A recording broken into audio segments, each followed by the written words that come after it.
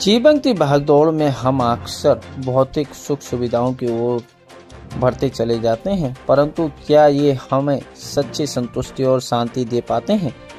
क्या हमने कभी सोचा है कि जीवन का असली उद्देश्य क्या है?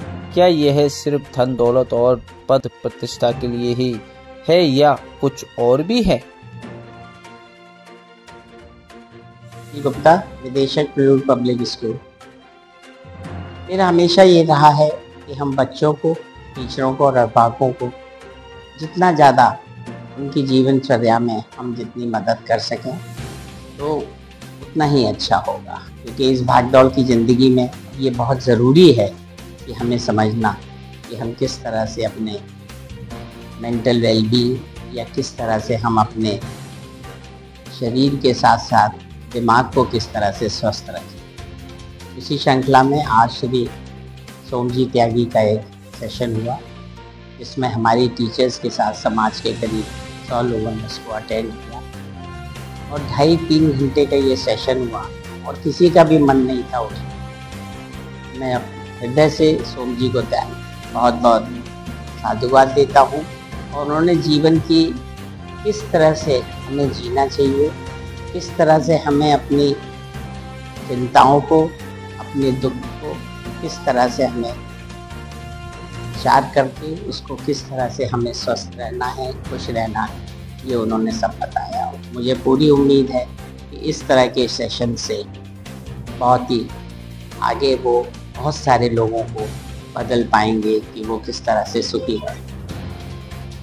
कल फिर ये सेशन होगा सुबह 10 से 1 बजे तक।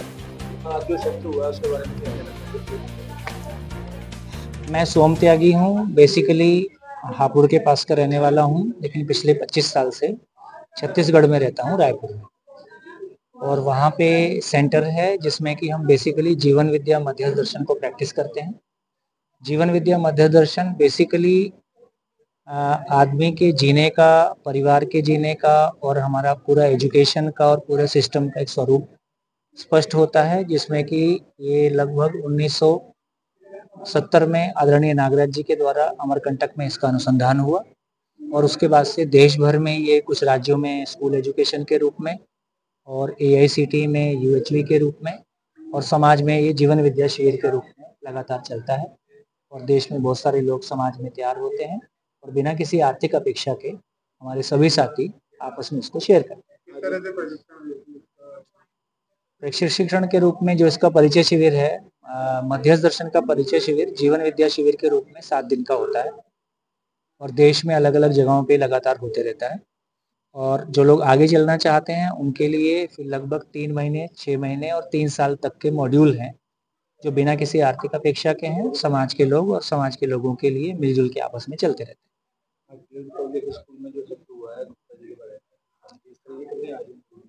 प्रिल्यूड पब्लिक स्कूल में आदरणीय गुप्ता जी के माध्यम से जो आज सत्र हुआ, तो गुप्ता जी की जिस तरह की अपनी एक जर्नी है और जिस तरह से उत्साह के साथ उन्होंने ऑर्गेनाइज किया है और जिस तरह से उनसे हमारे परिचय में उन्होंने अपने स्कूल के बारे में बताया, तो एक सामान्य स्कूल से हट के स्कूल है और बहुत कुछ यहाँ अच्छा कर रहे, ऑलरेडी कर भी रहे हैं।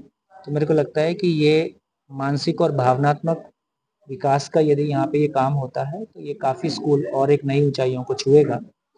और बेसिकली आज जो संबंधों की समस्याएं परिवार में हैं, व्यक्तिगत रूप से आदमी की बहुत सारी समस्याएं हैं, उन सब के सॉल्यूशन क्लासरूम में मिल पाए, ये एक बड़ी घटना एजुकेशन में घटने जा रही है।